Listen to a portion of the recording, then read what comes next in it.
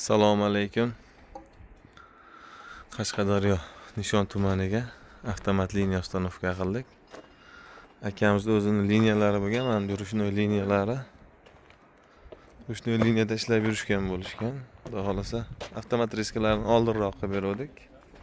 Ularni hammasini qilib qolib, qo'shimchalarini qilib, xudo xolasa avtomat liniyada quyib, g'ishtlarini chiqarib qo'ydik mana. O'sha taroz ustanovka qilingan semen silos hammasini komplektatsiyasini o'rnatib, o'sha burchakka qo'yib yurg'izdik.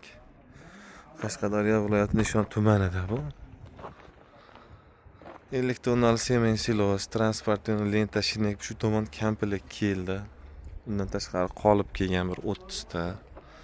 O'zlarida bor qoliplar. Bundan oldin olgan, o'zimizdan olgan hamma qoliplarda o'zlari yasatmoqchi bo'lib qilishgan, xullas chiqmagan yaxshi.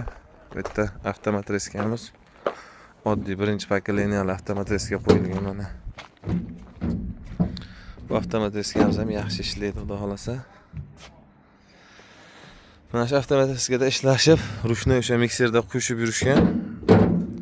Endi ob'yomni ko'tarmoqchi bo'lishib, mana shu avtomat liniyani ustanovka qilishdi. Ishlarimiz tugatib, topshirib, mana g'ishlari chiqdi, chiroyli bo'lib quyib ko'rsatib berdik. Endi bularda solcha g'isht chiqishidan muammo yo'q, sababi bular o'zlari oldindan ishlab yurgan, shu sostav bo'yicha chiqib yurgan g'ishlari. Ozgina markalarini ko'tarib berdik g'ishtlarni. Salgina pastroq edi ekan. Aqlli katyollarimiz ham oldinroq kelib ustanovka bo'lgan mana.